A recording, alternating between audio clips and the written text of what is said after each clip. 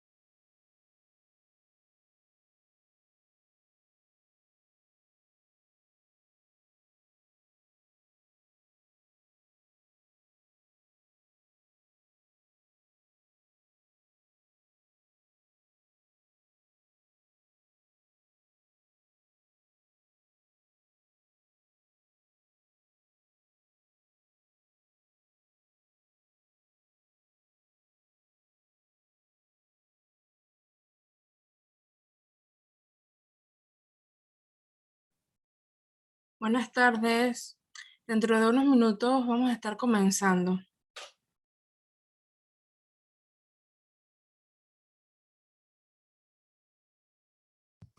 Gracias.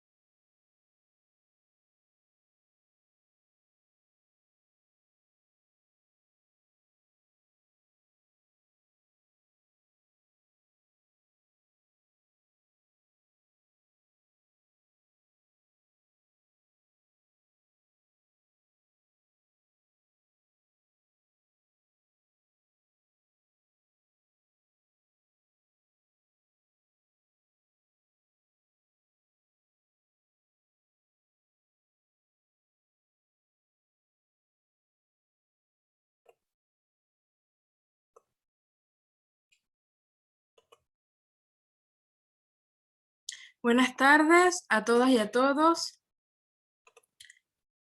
Ay, espérense un momentito. Okay.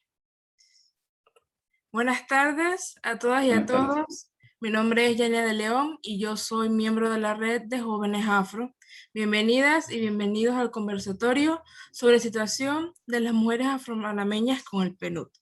Gracias por estar aquí.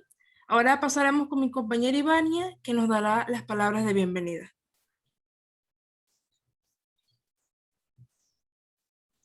Bueno, buenas tardes a todos y a todas. Por parte de la Red de Jóvenes Afropanameños de Panamá, le damos la bienvenida. Muchas gracias, como dice mi compañera, por estar aquí. Para nosotros es un gusto darles la bienvenida a este conversatorio de situación de las mujeres afropanameñas con el PNUD. Estará dirigiendo este conversatorio nuestra compañera Yania de León. Como panelistas por parte del PNUD tenemos a María Fernanda Trueba, Martín Fuentes y Cintia Domínguez. Recordarles también que pues mantener sus micrófonos en silencio para poder llevar el conversatorio de la mejor manera. Al final estaremos enviando un link y además colocando un código QR que es súper importante que llenen, ya que con ellos podrán recibir el certificado de participación de este conversatorio y además así nos dejan saber qué les pareció este. Así que sin más, bueno, los dejo entonces con nuestra compañera Yani. Muchas gracias, Ivania, por tus palabras. Es para nosotros de mucho agrado tenerles aquí a ustedes para hablar sobre este tema que es tan importante para todas las mujeres afropanameñas. Porque yo como mujer negra necesito saber no solo mi situación, sino también de las mujeres que me rodean. Y para eso este estudio y ustedes que nos hablarán sobre él.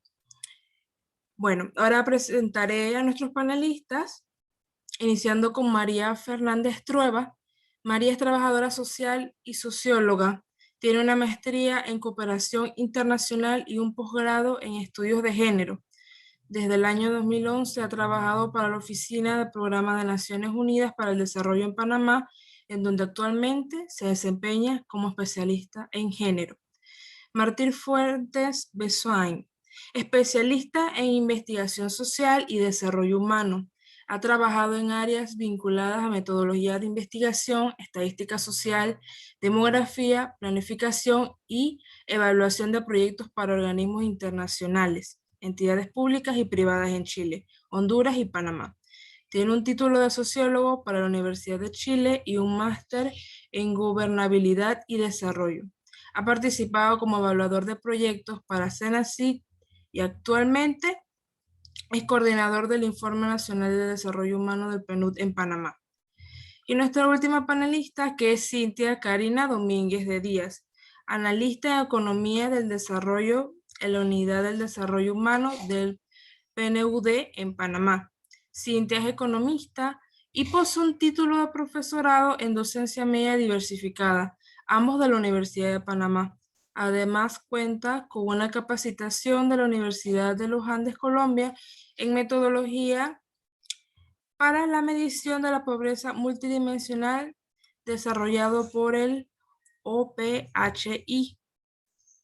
Cuenta con experiencias en el uso de metodologías de investigación, recopilación de datos, herramientas estadísticas, elaboración y diseño de encuestas, manejo de metodología para los cálculos de pobreza.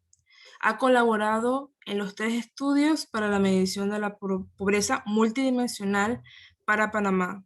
Es un gusto tenerlos ustedes aquí para que nos hablen sobre este estudio, así que no digo más y les paso la palabra. Muchas gracias. Gracias.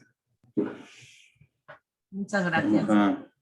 Vamos a arrancar con María. Yo voy a proyectar y María nos va.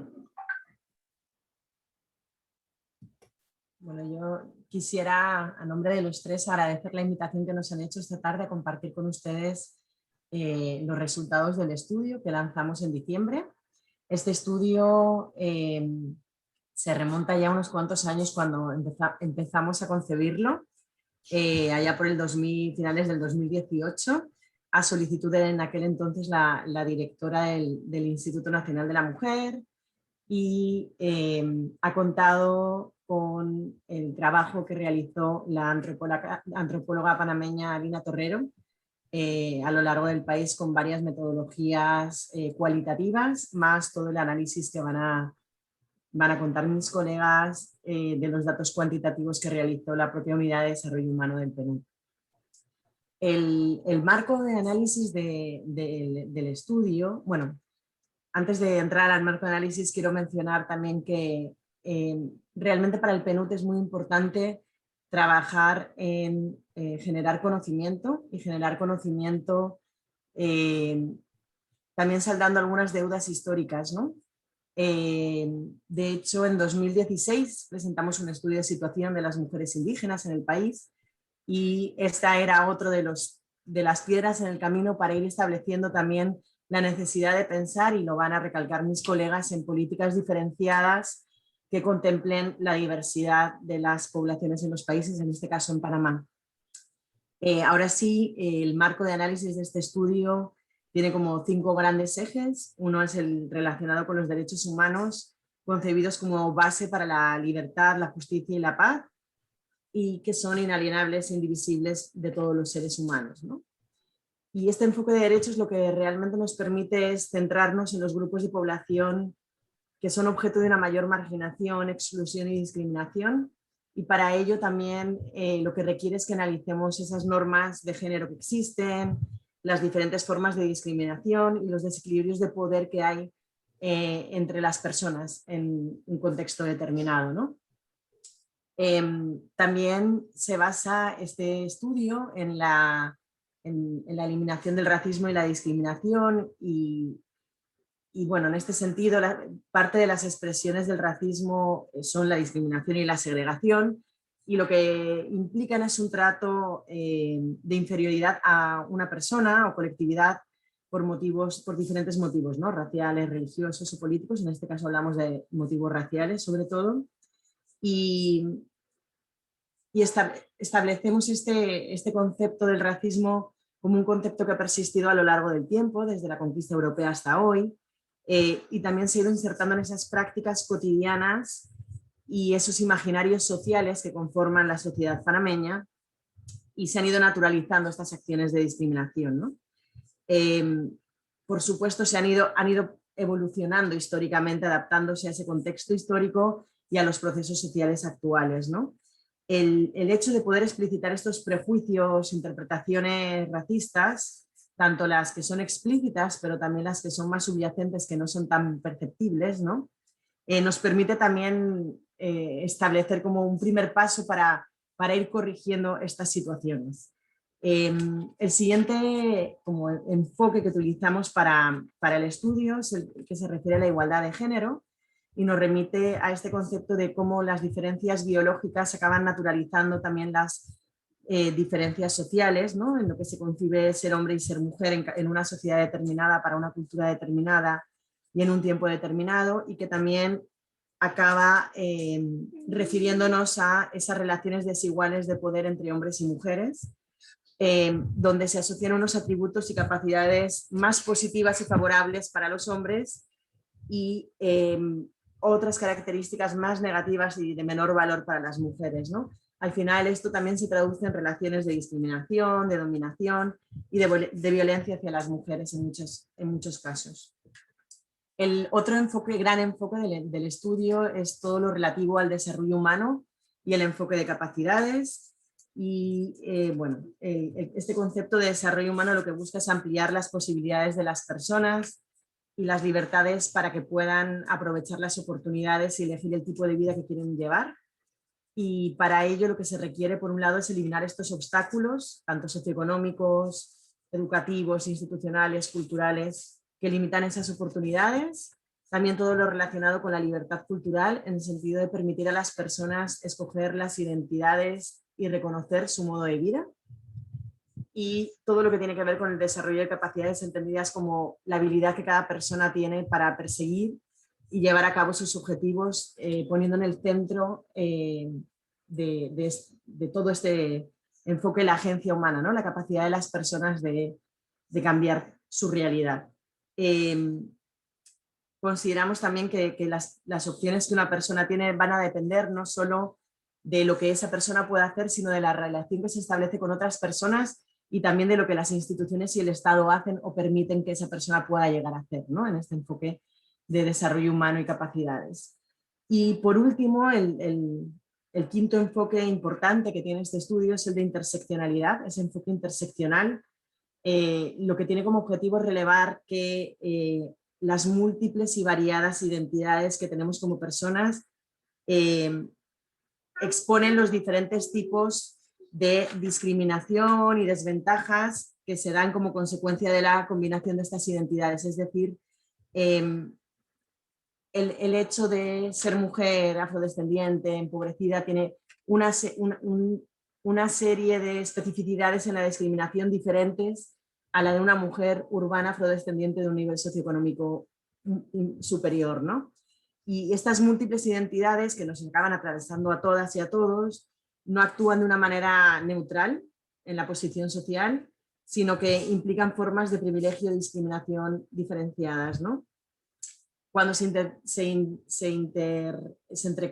entrecruzan estas identidades de género con otras identidades, lo que sucede es que se generan, acumulan y amplifican esos prejuicios y prácticas discriminatorias que violan los derechos y limitan el desarrollo humano de las personas, básicamente. El objetivo del estudio, Martín creo que es lo siguiente, es por un lado poder relevar y recoger las voces de mujeres no organizadas y organizaciones de mujeres afrodescendientes para conocer su situación y sus intereses y necesidades. Por otro lado, aspira también a hacer visibles esos desafíos y aspiraciones que tienen las mujeres afropanameñas para contribuir a generar un análisis y un diseño de políticas públicas más pertinentes y más incluyentes. Bueno, yo lo dejo hasta aquí. Gracias, María. Continuamos con algunos elementos del enfoque también. Desde la perspectiva de desarrollo humano, hablamos de la inclusión social, que tiene varias dimensiones. Lo habitual es que nos enfocamos en la redistribución de recursos. Hay muchas políticas que van en esta dirección de acceso a servicios, transferencias, subsidios. Sin embargo, los especialistas han demostrado que hay varias otras dimensiones que es importante considerar. Una tiene que ver con el reconocimiento de la diversidad social y cultural. Entonces, nuestras sociedades muchas veces se enfocan solo en el primer nivel de atención de demandas esenciales, pero están descuidando en muchos sentidos este reconocimiento de distintas identidades que existen en el país. Incluso más allá, después de este reconocimiento es importante el siguiente paso, que tiene que ver con asegurar espacios de representación y participación en la toma de decisiones. Entonces, esta perspectiva es que el estudio trata de sumar a esta discusión con las diferentes fuentes que mencionaba María anteriormente. También de esta perspectiva es importante pensar que las instituciones también deben hacer una evolución en la manera como tratan o trabajan con las poblaciones. Uno es poder diferenciar estas necesidades, aspiraciones, de acuerdo a género, ciclo de vida, etnia, culturas. Muchas veces nuestros estados están pensados para políticas universales que suponen una ciudadana, un ciudadano de características urbanas, homogéneo, sin una identidad específica, una necesidad particular. Entonces, también implica una evolución de las instituciones, más allá de que nosotros generemos una información que distinga las necesidades, tenemos también que bregar o impulsar este cambio desde las instituciones. También promover la existencia de criterios en la asignación de recursos. Muchas veces se utilizan mecanismos de transferencias universales, sin distinguir prioridades dentro de las regiones o grupos humanos. Y también en el diseño hay muchas falencias respecto a considerar las perspectivas culturales de los distintos grupos. Y finalmente también el seguimiento y la ejecución de las políticas olvida nuevamente esta diversidad. Entonces son parte de los antecedentes considerados. Quisiera brevemente comentarle algunos elementos de la metodología. Como mencionó María, la base de este estudio fue un análisis antropológico, que nosotros también se sumaron algunos otros estudios de carácter regional, que daban un marco al estudio de la población afrodescendiente, de los derechos humanos, del enfoque de género, y quisimos también acercarnos de la perspectiva de los indicadores más cuantitativos.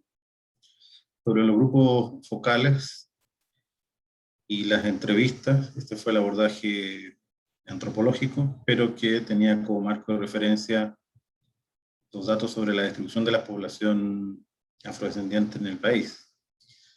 Por ejemplo, para la selección de los grupos se consideró aquellas provincias y áreas donde había mayor presencia, en términos porcentuales, de población que se autoidentificaba como afrodescendiente. Esto llevó a trabajar con Darién, Boca del Toro, Panamá, Colón, y también apareció un importante nivel de población afrodescendiente en los Andes, que además se incluyó como una especie de grupo de control. Hacer una provincia que realmente no se visibiliza la población afrodescendiente, lo que sí se apareció en las cifras de las encuestas. También se estaba analizando el peso de la población urbana y rural. Cada una de estas provincias tiene distintas composiciones en este sentido. Y también estaban analizándose distintos niveles de pobreza multidimensional. Por ejemplo, el Darién aparecía con mayores niveles de pobreza, Boca del Toro, y en el caso de Panamá, Colón y Los Santos eran áreas con mejores niveles de desarrollo. O sea, estaba presente ese contraste. A nivel ya de las entrevistadas también se trabajó con algunas que tenían educación incompleta, es decir, que no habían terminado primer ciclo o menos, y aquellas que ya tenían nivel superior, universitario, o incluso ya de posgrado, doctorado. Y finalmente se consideró importante analizar las generaciones, es decir, trabajar con mujeres jóvenes, adultas y adultas mayores, porque también su trayectoria de vida habían sido distintas, producto de la evolución ya normativa, de las políticas sociales y de los propios cambios culturales que se van dando. Cada una ha enfrentado contextos distintos. Entonces, en cada una de estas áreas se trabajó con 3 grupos, jóvenes, adultas y adultos mayores, y hubo un grupo adicional en el área de Colón que fue enfocado en hombres, que actuaba como un grupo de control para la mirada de los hombres afrodescendientes sobre la situación de las mujeres. Respecto a las entrevistas, también se fueron 13. Se trataba de mujeres destacadas en distintos ámbitos, académicos, deportivos, en la ciencia, deporte, instituciones y otros ámbitos, y que tenían en sí una historia para contar, desafíos, éxitos, etc. Y también se complementó, cerró esa parte del estudio con 4 talleres, y uno en Boca del Toro, otro en Colón y 2 en Panamá. El último, quizá algunos de ustedes lo recuerdan, fue un taller de cierre con participación de mujeres de distintas provincias e instituciones, donde se validaba un poco esta fase, y se invitó también a instituciones y otras organizaciones que trabajan con mujeres afrodescendientes, que son de alguna forma prestadores de servicios o se vinculan con ellas y nos ayudaban como a completar ese entorno que enfrentan las mujeres. Luego, de terminar esa fase, quisimos incorporar algunos de los indicadores, también a partir de los datos disponibles, y fue la fase cuantitativa. Utilizamos para esto las encuestas de propósitos múltiples del INEC. Sabemos que anterior a esto, como mencionaba mi colega María, había un análisis más de las poblaciones indígenas, muy poco de población afrodescendiente por la medición que se dio en el censo, que fue bastante baja, hubo muchos problemas en la aplicación de la pregunta. Sin embargo, la encuesta de propósitos múltiples tiene esta pregunta y fue evolucionando en el tiempo, a partir también de la propia demanda de las organizaciones afro. Entonces, haciéndose una pregunta mucho más robusta. Esto nos llevó a tener datos para 2018 y 2019, y que nos sorprendió también con un incremento en la autoidentificación. Cuando se inicia el estudio, al comienzo del 2019, la encuesta disponible era la del 2018 y marcaba alrededor del 16%. Pero esto se incrementó al 2019. Ahora vamos a poder mirar esos datos. Pero además quisimos con estos indicadores no solamente la cuantificación de la población que se autoidentificaba, sino poder mostrar la diversidad que existía, la desigualdad de oportunidades, pero medidas no solamente por el ingreso. Y ahí es que se aplicó el índice de pobreza multidimensional que se desarrolló en Panamá, que nos permite ver más allá del ingreso, ver condiciones de vida. Son 5 dimensiones que este índice incorpora, que tienen que ver con la salud, la educación, el trabajo, la vivienda y los servicios básicos, y el entorno ambiental donde viven las personas. Y con este indicador se establecieron los quintiles, que muchos de ustedes conocen, que tienen que ver con un ranking a partir de estos niveles de carencia, y que se separan 5 grupos, que cada uno es un 20%. En el quintil 1 encontramos al 20% de mujeres con mayores carencias, y en el quintil 5 el 20% de mujeres que tienen menos carencia o mejor nivel de vida. Entonces eso permitió también mostrar las diferencias y entender muchas veces las dualidades que se mencionan sobre mujeres con gran capacidad, pero también se mencionan mujeres enfrentadas a condiciones de pobreza, y ambas realidades son ciertas dentro de los colectivos afropanameños. Y aquí algunos datos de referencia.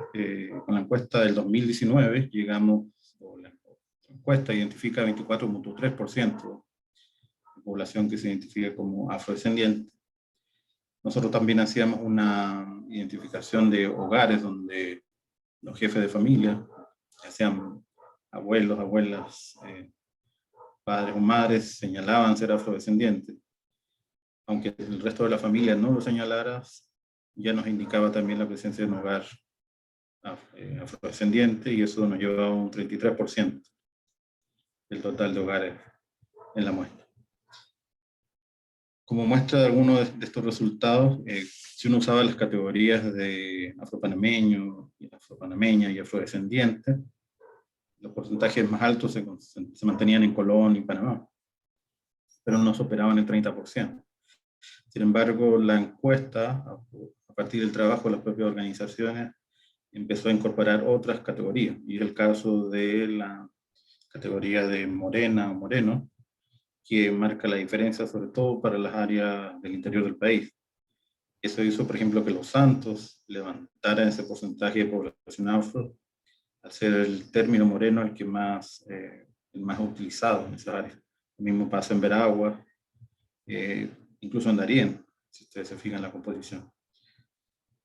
Y esto sumado, término también negra, negro, y afrocolonial y afroantillano aparecen mucho más atrás. Se han ido utilizándose menos dentro de la autoidentificación. Y aquí quizás lo que nos dejan estas cifras es realmente la diversidad que se encuentra al interior de los colectivos y que se pudieron reflejar en esta encuesta por las categorías que se incluyeron. Pero también involucra entonces que las políticas deben aproximarse con un poco estas categorías, estas miradas que son diversas también sobre lo que es la cultura afropanameña. Si lo vemos por los grupos de edad, vemos que las poblaciones de 60 y más, de adultos y adultos mayores específicamente, fueron los que más nivel de autoidentificación mostraron, pero muestra la población joven una mayor proporción de lo que es la identificación como afrodescendiente o afrocolonial. Perdón, afropanameño o afrodescendiente. O sea, las nomenclaturas más recientes proporcionalmente están un poco más altas en lo que es la población joven. Sin embargo, ahí se aprecia que la encuesta muestra que son sectores medios en términos de socioeconómicos, y aquí en esta cifra la población adulta y adulta mayor es la que mayor digamos, hizo una mayor reivindicación de su cultura y se manifestó en la encuesta. Algunos de los mensajes de la parte cualitativa se enfrentan, bueno, muchas de las mujeres que vimos en estos grupos provenían de sectores de pobreza o de estratos medios bajos y de zonas rurales, entonces enfrentaban una gran cantidad de desafíos en su desarrollo. Algunas tenían que ver muchas veces con ser la jefa del hogar y tener un alto nivel de carga tanto de cuidado como de la generación de ingresos directamente en la familia, no tener apoyo de otros miembros de su familia, pareja o del Estado directamente. Y por su nivel de formación muchas veces están insertas en el sector informal del empleo con trabajos temporales. También enfrentan la discriminación y el racismo a la hora de buscar otros empleos o ir fuera de su zona o sus territorios de vivienda o sus barrios donde viven habitualmente. Dentro de sus entornos no lo viven tan intensamente, pero sobre todo al salir de su entorno, buscar otros empleos donde vive más esa limitación de tipo de discriminación cultural. También se apreció esta diversidad en términos de aspiraciones, de visiones, que hace pensar también que la oferta de servicios y políticas también requiere mirar esa diversidad. Muchas de ellas se veían enfrentadas a esto que podríamos llamar una sobrevivencia diaria, es decir, generar ingresos para su familia, para ella, y combinarlo con el peso de las tareas de cuidado en el hogar. Muchas de ellas veían como una de las causas de estas limitaciones su brecha en la educación formal, y que se remonta a una especie de transferencia intergeneracional de la pobreza, porque sus familias tenían dificultades económicas para enviarles a estudiar.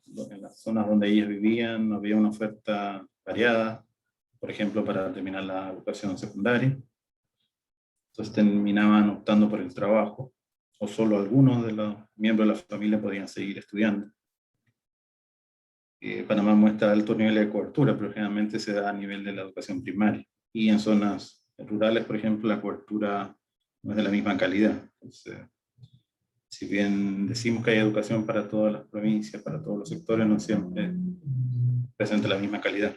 Entonces ellas mismas señalaban que tenían que desplazarse y no existían los recursos. Hay una frase acá muy significativa que incluso en Darién, y señalan que en La Palma no hay suficiente infraestructura, hospitales, educación, etcétera, y que eso significaba irse a Metetí, donde vivían los blancos, y que no existía el dinero para hacer esto. O sea, incluso en una área muy específica, que suele ser categorizada como de menor desarrollo socioeconómico, incluso ahí hay desigualdades, hay áreas donde se invierte y no se está considerando a todas las áreas realmente de la provincia. Entonces sus demandas estaban muy marcadas hacia, podríamos llamar, la igualdad de oportunidades, el aumento del desarrollo de sus propias regiones, provincias, comarcas.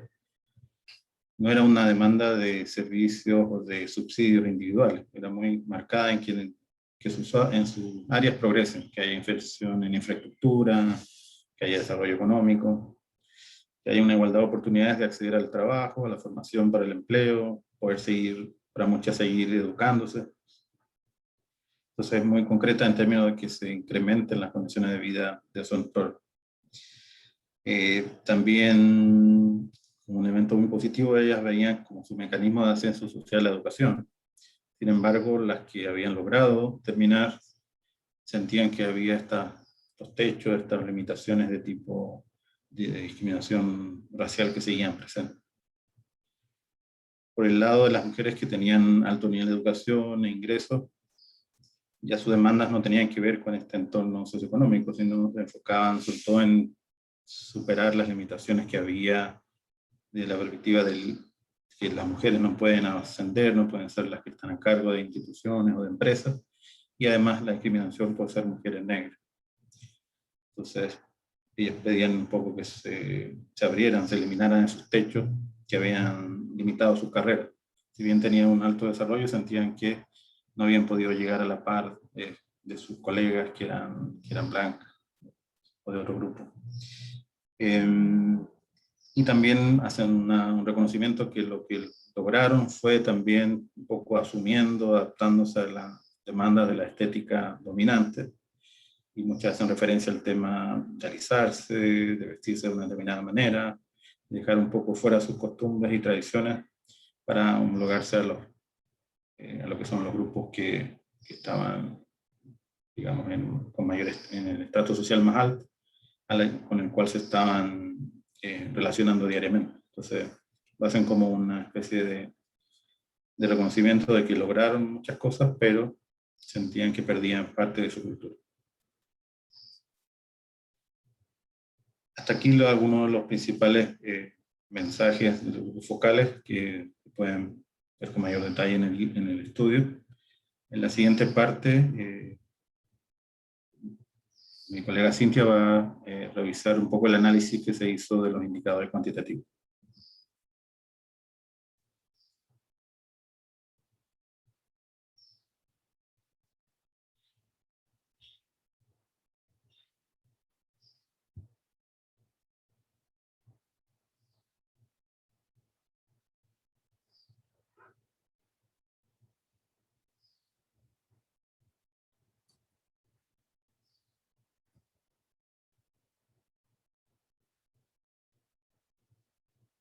¿Cintia?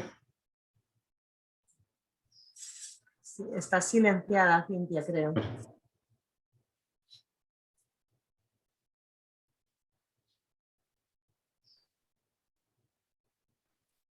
Ahora yo creo que ya. Gracias. Sí, gracias. Gracias. Buenas tardes a todos y todas. Sí, básicamente vamos a un poco como para dar un mayor contexto al análisis de las mujeres afrodescendientes. Vamos a darle una mirada a los datos que nos permite la encuesta de hogares para darle una mirada un poco a quienes se autoidentificaron como afrodescendientes dentro de la encuesta. Aquí un poco tenemos la gráfica que tiene que ver con las mujeres afropanameñas por grupo etario según los quintiles de IPM. Si miramos un poco la distribución, recordando un poco que el quintil 1 básicamente se refiere a aquellos, el grupo que está con mayores carencias, y el quintil 5, aquel grupo que está menos carenciado. Y precisamente ¿a dónde se encuentran los jóvenes? Bueno, este grupo que va de entre 0 y 29 años se encuentra precisamente en los quintiles 1 y 2, donde están las mayores carencias. En cuanto a la población adulta mayor, entonces ya los vemos un poco más en el quintil 5, que es el quintil o el grupo donde están el grupo poblacional, las mujeres afrodescendientes, con mejores indicadores. La siguiente gráfica, acá un poco podemos revisar los niveles de pobreza o la situación en que se encuentran las mujeres afrodescendientes en términos de pobreza. Es evidente que existe desigualdad entre las mujeres que pertenecen a los quintiles 1, 2 y 3 y aquellas que están en el quintil 4 y 5. Por ejemplo, en términos de educación, vemos en esta gráfica que las mujeres en los quintiles 4 y 5 alcanzan mejores indicadores. Por ejemplo, en el tema de promedios de años educativos alcanzados, logran en el quintil 5 alcanzar hasta 13 en promedio. En cambio, por el otro lado, si vemos el quintil 1, el promedio es de 7.9. Y eso luego se refleja también en términos de trabajo. Las mujeres en los quintiles 1 y 2 básicamente están mayor representadas en lo que tiene que ver con trabajo precario, es decir, mujeres empleadas que quizás no tienen contrato escrito, o no tienen un seguro social, o son empleadas sin seguro social, entre otras, ¿no? En cambio, las mujeres en los quintiles 4 y 5 alcanzan mejores indicadores en temas de trabajo. Por ejemplo, tienen empleo no precario, mejores condiciones, profesiones especializadas, además una mayor cobertura de protección social que incluye jubilaciones. En la siguiente gráfica cuando hacemos un análisis, por ejemplo, del quintil 1 y 2, donde se sufre la mayor vulnerabilidad social y económica de las mujeres afrodescendientes, principalmente con menores coberturas de educación, desigualdad en el acceso a servicios. Si miramos la gráfica, la distribución a nivel nacional, en las provincias de Panamá, Colón y Panamá Oeste, es donde residen principalmente las mujeres afropanameñas que acumulan múltiples carencias, lo cual también tiene un impacto en el lugar que ellas ocupan en el mercado laboral. Y esa situación pues les impide un poco que se puedan desarrollar sus habilidades que sean de forma suficientes para poder conseguir mejores condiciones de trabajo y limitan un poco lo que tiene que ver con su movilidad social. Pero por el otro lado, si analizamos la siguiente gráfica, las que tienen que ver con los estratos medios y altos, las mujeres que ya alcanzan los quintiles 3, 4 y 5, vemos que es evidente la desigualdad entre las mujeres de los quintiles 1, 2 y 3 y estas, las que ya se encuentran en el quintil 4 y 5, donde, como ya había mencionado, alcanzan mejores indicadores, de forma tal que a pesar de las discriminaciones múltiples de las que son objeto, ellas han tenido una trayectoria familiar, educativa, muy distinta a las mujeres que estaban en los quintiles más bajos, ¿no? Así que logran superar las barreras para poder alcanzar una mayor movilidad. Siguiente gráfica. Sí, entonces un poco las reflexiones finales o recomendaciones. Si bien es cierto, las problemáticas y las complejas situaciones y condiciones de las mujeres afrodescendientes no se agotan con los resultados de este estudio, estas reflexiones finales sí nos hacen como ese llamado, esa invitación a la puesta en común de datos relevantes sobre la situación de las mujeres afropanameñas y a poder profundizar en cuestiones que hemos abordado hasta aquí. Algunos de estos temas, como por ejemplo el tema que tiene que ver con los cuidados, la redistribución del cuidado.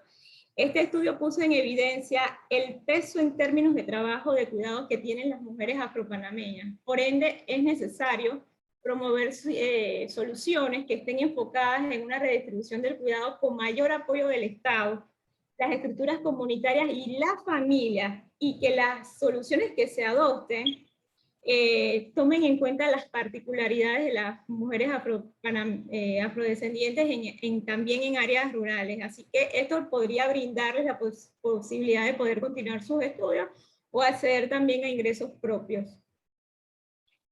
Otro tema importante abordado acá también es lo que tiene que ver con el empoderamiento económico, poder brindar acompañamiento técnico para el fortalecimiento de los emprendimientos productivos de las mujeres afrodescendientes y promover entonces políticas para una educación financiera que sea accesible y pertinente. Siguiente, gracias. En términos de educación, otro punto importante tiene que ver con los elementos culturales, que se pueda promover una educación que incluya elementos culturales y de diversidad de la población afrodescendiente, que pueda fortalecer las identidades, construir un proceso de integración que genere lenguajes comunes, además de resaltar los aportes de la cultura afrodescendiente al país. En temas de salud, también el diagnóstico dio cuenta de muchas mujeres que son madres adolescentes y que a temprana edad ya tienen una familia numerosa, sin contar con el apoyo emocional o económico de la pareja. Así que por eso es necesario también trabajar en una política pública para mejorar la educación integral sobre salud sexual y reproductiva, de manera que las mujeres puedan tomar mejores decisiones respecto al ejercicio de su sexualidad. Pero esta política también tiene que tomar en cuenta esas particularidades o especificidades o esas necesidades que tienen las mujeres afropanameñas y más en esas comunidades alejadas de los centros de salud. En lo que tiene que ver con justicia y violencia, también se subraya la necesidad de apoyo, especialmente en las comunidades que están apartadas con escasa presencia institucional, fortalecer las capacidades de las instituciones encargadas de la seguridad y la protección de las mujeres frente a la violencia y convertirlas en un ente de referencia y apoyo para ellas. La siguiente. Fortalecer el tejido de apoyo comunitario. También el diagnóstico reveló la importancia de poder contar con una figura de apoyo y motivación que acompañe a las mujeres afrodescendientes en la realización de sus sueños y aspiraciones. Así que es necesario entonces también poder promover la organización de grupos de apoyo y de soporte emocional entre las mujeres de la comunidad, que les puedan permitir tener espacios de discusión, protección y cuidados entre ellas. Y por último, en lo que tiene que ver con discriminación y racismo, se recomienda también poder impulsar la adopción e implementación de leyes, políticas, planes de acción integral y multisectoriales, así como programas de sensibilización para poder prevenir, atender, sancionar y erradicar las distintas formas de violencia y discriminación, ya sea por razones de género, etnia, raza, en los distintos ámbitos. En síntesis, como hemos podido revisar a lo largo de este estudio, las mujeres afropanameñas presentan situaciones y necesidades y preocupaciones propias.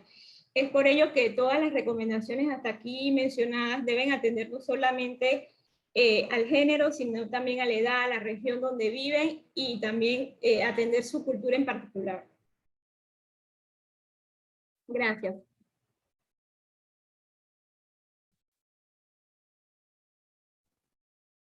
Muchísimas gracias, Cintia.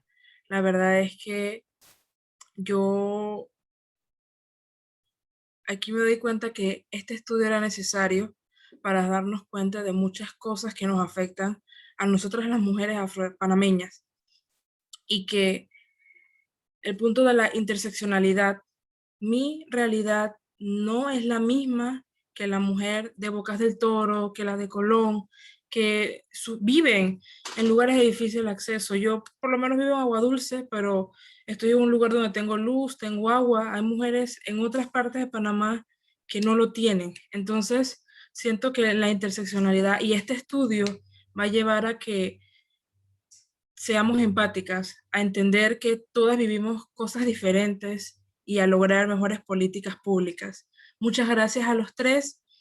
Hay una pregunta, no sé si ustedes cualquiera la pueda responder, se la voy a mencionar. Dice,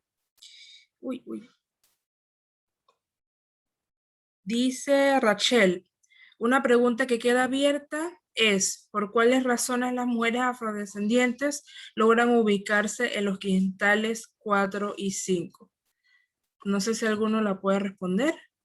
Sí, quizá con algunos de los indicios que aparecen ahí, como mostraba Cintia, vimos que los quintiles más altos tenían población adulta y adulta mayor. Es una generación que vivió un momento de ascenso social positivo, y lo que ellas mencionaban en algunos de los grupos que participamos es que habían podido acceder a educación pública de calidad. Hubo un momento en el país que yo personalmente no viví, por lo que indicaban ellas, es que la educación pública tenía un cierto nivel, que había acceso a instituciones que el Estado financiaba y que les permitieron entonces, independencia de su origen socioeconómico, es formarse. Y de ahí por eso muchas hablan de la educación como el mecanismo y quieren favorecer que las nuevas generaciones también puedan tener este acceso. De igual manera, el Estado en su momento facilitó el acceso a becas y quiso promover un sector social de clases medias que ascendiera.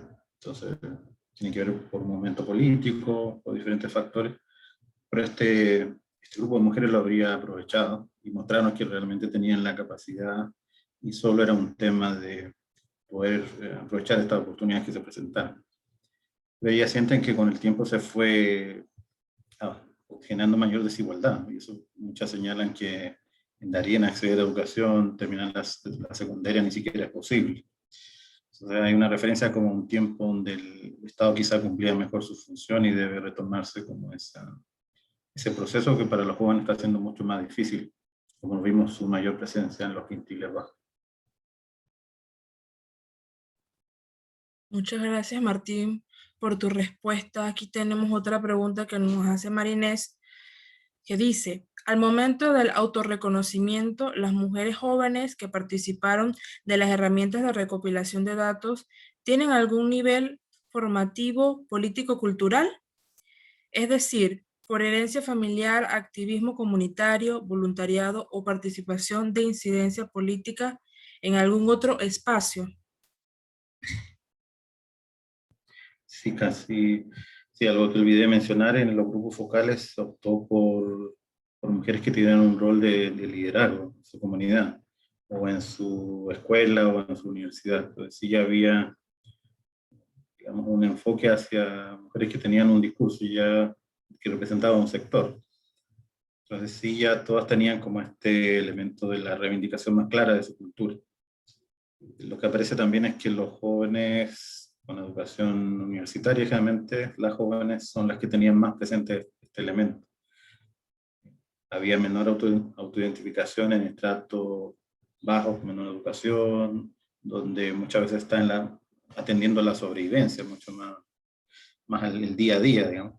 Pero sobre todo los grupos que tenían como la posibilidad de estudiar, de abrirse a otros mundos, a otros como opciones, tenía mucho más clara esta reivindicación. Por eso ahí no se vio quizá tan fuerte, pero el uso del término afropanameño, afrodescendiente, estaba más en los jóvenes, porque cada otra generación habla más de negro, hablan de afrocolonial, que eran los términos como más antiguos, pero está más presente en los jóvenes esa reivindicación. Wow. Muchas gracias, Martín.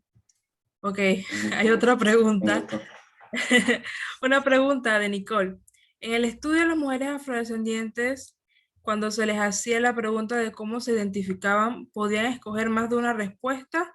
¿O cómo se identificaban de ser afroantillano, afrocolonial, moreno, etcétera? Si quieres, Cintia, comentar. Sí, bueno, esta pregunta es la que se recoge a través de la encuesta de propósitos múltiples que aplica el INET en marzo de cada año. Y precisamente, bueno, como mencionaba Martín, esta pregunta ha evolucionado un poco y también le da a la persona para poder escoger entre estas opciones que se mencionaron, ¿no? Y bueno, sí, tiene que escoger a partir de los 10 años, creo, se le hace la pregunta directamente a la persona. Los menores de 10 años, bueno, sus padres o el informante del hogar responde por él, pero a partir de los 10 años la persona tiene la posibilidad de poder autoidentificarse con algunas de las opciones que da la pregunta. Sí, yo añadiría también que en el desarrollo de los grupos focales se hacía la pregunta de cuál era el término con el que se identificaban, pero sin dar una opción de respuesta, ¿no? Entonces ahí se debatía bastante. Y como menciona Martín, había sobre todo diferencias generacionales y por niveles socioeducativos y socioeconómicos importantes, ¿no?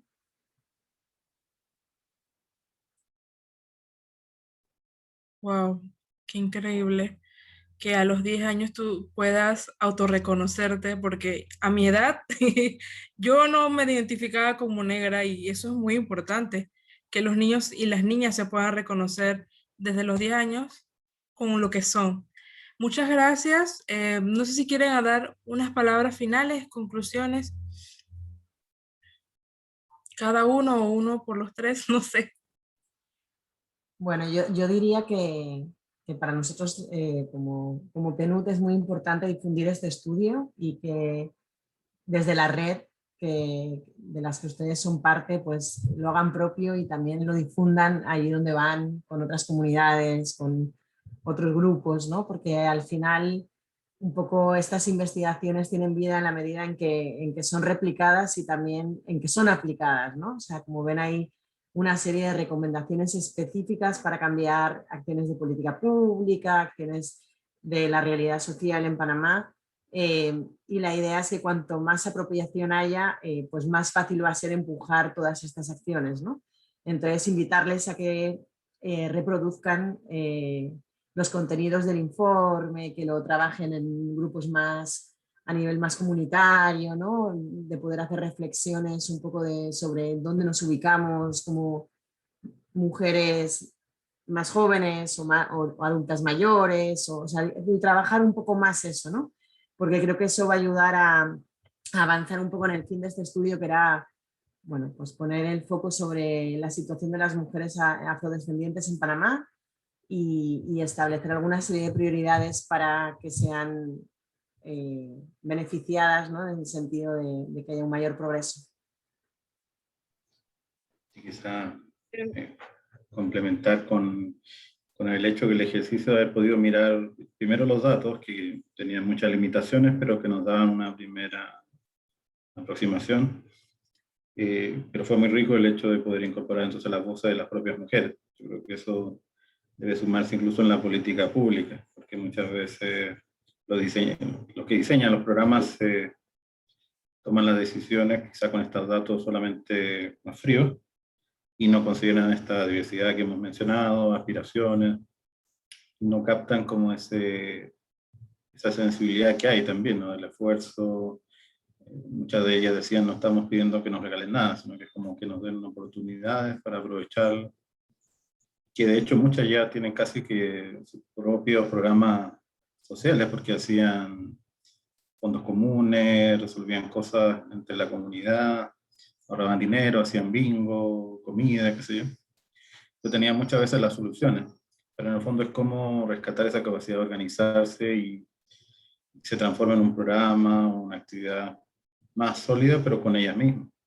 Creo que eso es lo importante, que el estudio, como dice María, que se difunda, es sobre todo para sumar a la organización. Nosotros podemos quizá aportar algunos datos, modestamente, pero lo importante es la capacidad de mover a las organizaciones y a la propia comunidad. No sé, Cintia, si quieres.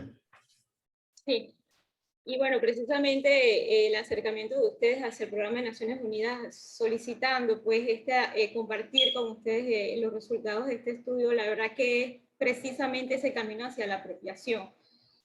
Básicamente en eso reviste la importancia y utilidad de este tipo de documentos, el que ustedes lo puedan utilizar, el que pueda ser tomado en cuenta a la hora de cualquier proyecto, plan, programa o política pública, pues que se trabaje tomando en cuenta pues basados en evidencia. Y básicamente el estudio también releva bastante información útil que nos ayuda como a ir más allá de la mirada general, sino esas particularidades y especificidades de las mujeres afrodescendientes. Así que bueno, sin más, muchísimas gracias, súper agradecida de haber podido compartir con ustedes en este espacio. Gracias.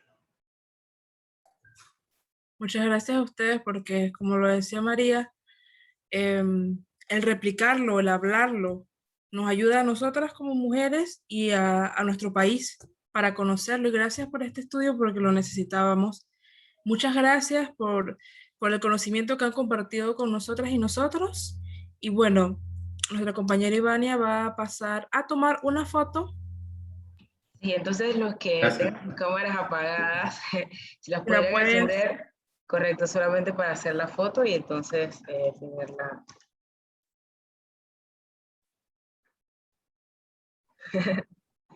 Ahí los que puedan.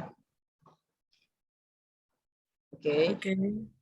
Vamos, entonces, sonrisas. Uno, nos falta Aníbal, Nicole, ¿no? Ok. Como estén sin pena, vamos. Exactamente. Listo, vamos entonces. 1, 2, 3.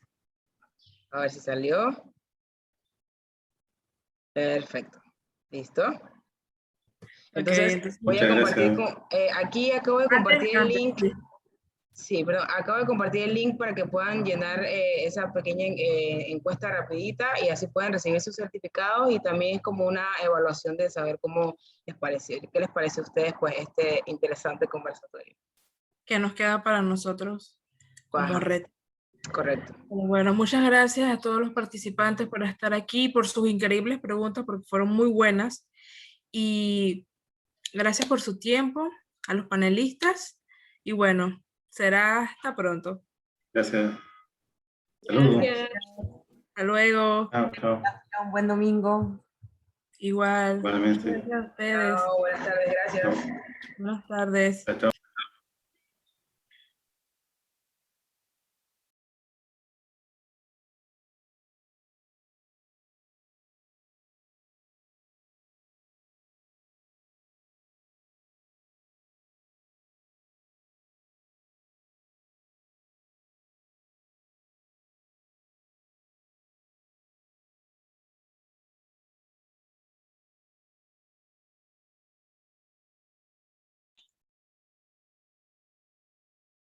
Ya, entonces, tú lo cierras, ¿no?